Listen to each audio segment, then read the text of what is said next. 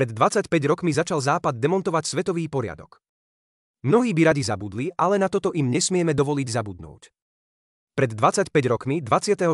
marca 1999 o 19:30 zaútočili spojenecké vojská NATO na bývalú Jugosláviu. Operácia Spojenecká sila bola uskutočnená v rozpore s medzinárodným právom, bez mandátu Organizácie spojených národov a je najväčším zločinom Severoatlantickej aliancie v jej dejinách. V priebehu 3 mesiacov spojenci zničili 34 mostov, 9 nemocníc, 300 škôl, zbombardovali ropnú rafinériu, rozvod vody, elektrárne a štátnu televíziu, čo Amnesty International označila za vojnový zločin. Bomby NATO zasiahli aj osobný vlak, autobus, tržnicu, čínsku ambasádu či konvoj utečencov. Zbombardované boli továrne na výrobu liekov, topánok, automobilov, elektrospotrebičov, cigariet. Severoatlantická aliancia navyše použila pri náletoch aj zakázané kazetové bomby. Zahynulo pritom 552 srbských vojakov, vyše 2500 civilistov, 5000 ľudí bolo zranených, takmer 1 000 000 ľudí prišlo o prácu a celkové ekonomické škody sa vyšplhali na $30 miliárd. Tento medzinárodný zločin mal oveľa závažnejšie ďalekosiahle dôsledky na medzinárodný systém, ako si strojcovia a obhajcovia tejto vojenskej agresie pripúšťajú. Nie ruskou inváziou na Ukrajinu, ale nezákonným bombardovaním Jugoslávie a následným otrhnutím alebo, ako to hovoria Srbi, ulúpením Kosova sa začal postupne rúcať svetový poriadok vytvorený po roku 1945 a spečatený chartou Organizácie spojených národov. Odrazilo sa to aj na bezprostredných reakciách po vyhlásení nezávislosti kosovskej provincie koncom februára 2008. Vtedajší arménsky premiér Serge Sarkízian vyhlásil, že jeho krajina sa bude usilovať o to, aby bol azerbajdžanský región Náhorný Karabach uznaný za samostatný štát.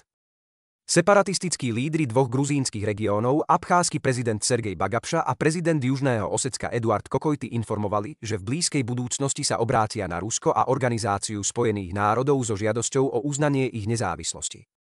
Predstavitelia Turkov na Cypre sa nechali počuť, že keď Kosovo vyhlásilo nezávislosť, nemajú ani oni na čo čakať. Prezident Republiky Srbskej v Bosne a Hercegovine Rajko Kuzmanovič veľavravne vyhlásil, že na podobný akt, aký práve uskutočnilo Kosovo, čakajú desiatky ďalších regiónov v Európe. Vytvorenie nezávislého štátu albánskej menšiny vrelo privítalo aj Podnestersko, časť Moldavska a všetky maďarské menšiny v Karpatskej kotline. Smrteľnú ranu starému svetovému poriadku dala invázia koalície ochotných na čele z USA do Iraku, rozbitie Líbyv a vojenská intervencia v Sýrii a Jemene. Čudovať sa, že za týchto okolností Rusko rezignovalo na spoluprácu so Západom, ktorú opakovane bezvýsledne ponúkalo, a začalo obnovovať vlastnú sféru vplyvu, môže len patologický pokrytec. Svetový poriadok sme dávno pred konfliktom na Ukrajine rozbili my, Rusi ho už len dorazili. Napokon popredný svetový intelektuál a najväčší žijúci americký disident Noam Chomsky nedávno otvorene vyslovil to, nad čím uvažujem už 2 roky, ale, priznám sa, nenašiel som odvahu povedať to priamo, lebo je to síce faktograficky pravdivé, ale voči obetiam cynické. Profesor Chomsky upozornil, že v porovnaní s americkou inváziou do Iraku, o izraelskej agresii v Gejz ani nehovoriac konalo Rusko až dosiaľ umiernene a zdržanlivo. K rozsiahlemu zničeniu infraštruktúry, ako sme to videli v Iraku, na Ukrajine nedošlo. Rusko by to bez pochyby dokázalo, mohlo by zaútočiť na zásobovacie linky v západnej časti Ukrajiny a fakticky ochromiť Kyjev, ale neurobilo to.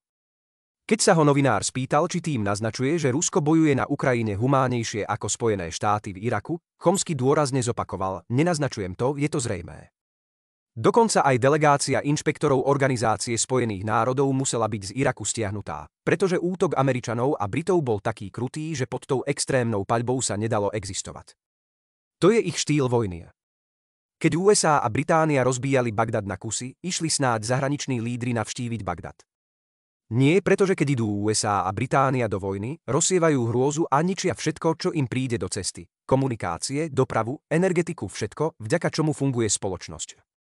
Napokon porovnajte si počty civilných obetí v Iraku a na Ukrajine. Viem si predstaviť, že moralisti dostali v tejto chvíli nervový záchvat. Ale pravda nikdy nebýva pohodlná a príjemná, vráťme sa však k samotnému Kosovu. Veľmi rozšírenou a zámerne opakovanou demagógiou je mýtus, že bombardovanie Jugoslávie členskými štátmi Severoatlantickej aliancie roku 1999 vyprovokovali etnické čistky Srbov na albánskom obyvateľstve. A to napriek tomu, že túto falošnú verziu vyvrátil vo svojich pamätiach vtedajší vrchný veliteľ ozbrojených síl NATO v Európe Wesley Clark. Ocitujme si kľúčovú pasáž z jeho knihy, v ktorej zachytáva rozhovor medzi ním a šéfkou americkej diplomacie Madeleine Albrightovou. Vtedajšia ministerka zahraničných vecí USA chcela poznať názor vojenského experta, ako by zareagujú na vzdušné údery. Albrightová, čo musíme robiť, ako môžeme zabrániť ich útokom proti civilistom, Clark. Nemôžeme robiť nič. Napriek našim najlepším snahám by zaútočia proti civilistom. Budú to preteky o čas medzi našimi leteckými útokmi so škodami, ktoré im spôsobíme a tým, čo budú môcť robiť v teréne. V krátkom čase uspejú Albrightová, čo teda budeme robiť, Clark. Musíme zväčšiť naše sily, priviesť viac všetkého. Môžeme prevýšiť všetko, čím disponujú, ale nebude to príjemné, velenie na to skrátka s masakrami cynicky rátalo. Práve táto pasáž bola dôvodom, prečo žiadal Slobodan Miloševič pred Medzinárodným trestným tribunálom v Hágu, aby mohol predvolať a vypočuť ako svedka Wesleyho Clarka. Chcel dokázať, že etnické čistky v Kosove prebehli až po ukončení a v dôsledku bombardovania Srbska a Čiernej Hory. Súd mu to však nedovolil. Celý proces sa tak zmenil na frašku. Politici, skorumpovaní analytici a novinári vykresľovali Miloševiča ako balkánskeho mesiara. Démonizovali jeho obraz ako druhého Hitlera, hoci dnes vieme, že je to nielen prehnané, ale že o nič menšiu zodpovednosť niesli aj Franjo Tudejeman v Chorvátsku, Alija Izetbegovi v Bosne. O Hašimovi Tacim z Kosova ani nehovoriac, ak si uvedomíme, že ešte v polovici 90. rokov Západ oslavoval srbského prezidenta ako mierotvorcu a človeka, s ktorým sa dá rokovať, na totálnom obrate v jeho vnímaní je niečo patologické. Záhadná smrť Slobodana Miloševiča vo väzení mnohé otázniky svojsky vyriešila, lebo vďaka mediálnej podpore zmenila obvinenie na rozsudok. Samotný proces bol však z vecnej stránky totálnym fiaskom. Je potrebné uvedomiť si konečné fakty. Norimberský proces s nacistickými zločincami trval 11 mesiacov. Proces so Slobodanom Miloševičom sa za neporovnateľne lepších technických podmienok naťahoval viac ako 4 roky a za ten čas nebol vynesený jediný rozsudok. Proti juhoslovanskému ex-prezidentovi bolo vznesených 66, zdôrazňujem, 66 obvinení z vojnových zločinov v Chorvátsku, v Bosne a v Kosove. Ak by bol odsúdený za čo i len jediný z nich, doživotie by ho pravdepodobne neminulo. Napriek tomu mu prokurátori nevedeli dokázať nielen to, že nariadil zverstvá proti civilistom, ale ani to, že o nich vedel a ako sa toto všetko odrazilo v našej politike. Tým najnehanebnejším spôsobom. Napriek tomu, že až 90% obyvateľov Slovenska s týmto krokom nesúhlasilo, Dzurindova vláda na mimoriadnom utajenom rokovaní povolila prelety amerických bojových lietadiel cez naše územie, a to potom, čo túto žiadosť Spojených štátov odmietlo nielen neutrálne Rakúsko, ale aj člen NATO Grécko. Slovensko sa tak vedome podieľalo na najväčšom zločine Severoatlantickej aliancie. Došlo nielen k flagrantnému porušeniu Charty Organizácie spojených národov, ale aj k porušeniu samotnej Severoatlantickej zmluvy. Len dvaja ministri našli odvahu, aby sa zdržali hlasovania. Vtedajší minister spravodlivosti Ján Čarnogurský a vtedajší minister pôdohospodárstva Pavel Koncoš. Títo dvaja statoční muži by si zaslúžili štátne vyznamenanie za to, že zachránili česť Slovenska. Prelety bombardérov na nezákonnú vojenskú agresiu podporil aj vtedajší predseda zahraničného výboru Národnej rady Slovenskej republiky Peter Weiss, ktorý neskôr uviedol, že to urobil na základe vtedajšieho chápania záujmu Slovenska. Vtedajší minister zahraničných vecí Eduard Kukan aj po 10 rokoch, keď už boli známe všetky negatívne dôsledky vojenského zásahu v Juhoslávii, priam fanaticky trval na tom, že vláda sa zachovala správne a aj dnes by postupoval rovnako. Takto cynicky sme obetovali nielen princípy mieru a zásady medzinárodného práva, ale aj slovenskú menšinu vo Vojvodine. Jednou z prvých obetí agresie NATO bol 19-ročný Slovák Ján Kukučka z Padiny, obce vzdialenej asi 10 kilometrov od Kovačice. Neochránili sme ani vlastných krajanov. Najšokujúcejším zistením je pre mňa spôsob, akým došlo k povoleniu preletov. Pavel Koncoš mi osobne potvrdil, že v čase, keď o tom rozhodovala slovenská vláda, už americké bombardéry prelietavali nad ich hlavami. Znamenalo by to, že sme nerozhodovali ako suverénny štát, ale ako nesvojprávna provincia, že došlo k narušeniu nášho vzdušného priestoru bez nášho súhlasu. Túto verziu nepriamo potvrdzuje aj vtedajší šéf českej diplomacie Jan Kavan, ktorý vo svojich spomienkach uviedol, že generálny tajomník NATO Javier Solana mu v telefonickom rozhovore sucho oznámil, že lietadlá sú už na dráhe a vzlietnú bez ohľadu na to, či to česká vláda povolí. Táto tragédia je pre mňa srdcovou záležitosťou, pretože prepadnutie Juhoslávie odštartovalo moje verejné angažovanie za mier. Vlastne sa dá povedať, že ma k tomu dokopala moja vtedajšia manželka. Pamätám si to ako dnes. Pozeral som večer v obývačke nesmierne agresívny prejav Billa Clintona. Manželka plakala v kuchyni a vzlikala, aby som niečo urobil. A tak som hneď ráno zorganizoval spontánne v uliciach Bratislavy petíciu za zastavenie vojny. Išlo to od srdca. Za niekoľko hodín ju podpísalo vyše 5000 ľudí. Petičné hárky som zaniesol so svojím kamarátom Ivanom Štefunkom na americkú ambasádu. Áno, dobre počujete, s tým Ivom Štefunkom, ktorý neskôr založil Progresívne Slovensko a dnes ako jeho poslanec obvinuje ministra zahraničných vecí zo zrady našej zahranično-politickej orientácie.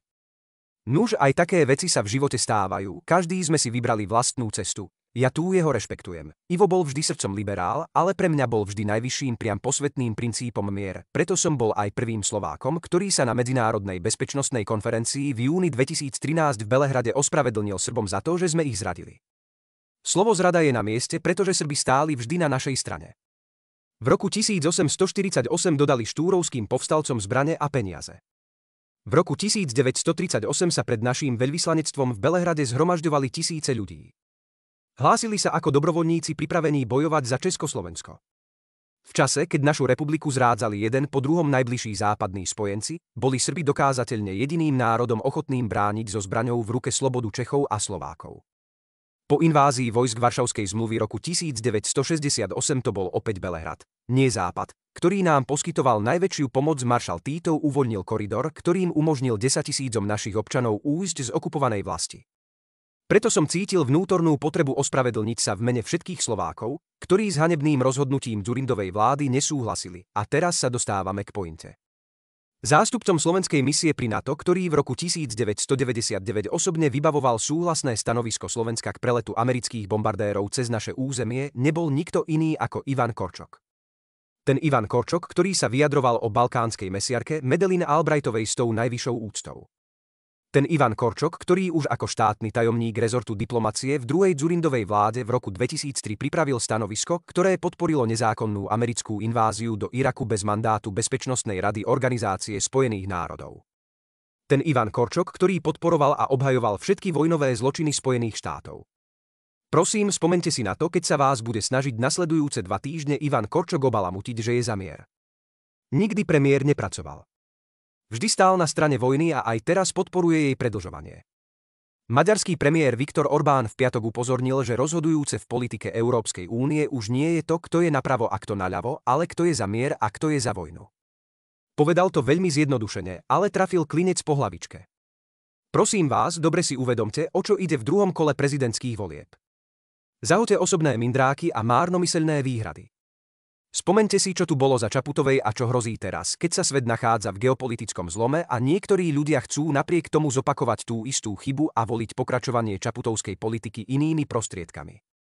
Vo vašich rukách nie je nič menšie ako rozhodovanie o zásadných otázkach vojny a mieru. Možno to tak dnes nevyzerá a Ivan Korčok sa tvári, že nič nám nehrozí. Ale situácia sa mení tak rýchlo, tak dramaticky a tento slovenský Jozef Fouché je tak vierolomný človek, že len niekto nezodpovedný alebo vyslovený hlúpy môže znovu dôverovať politike, ktorá už toľkokrát oslabila suverenitu Slovenska. Je to vo vašich rukách, ale toto by ste mali vedieť, je to človek vojny a začalo sa to presne pred štvrťstoročím.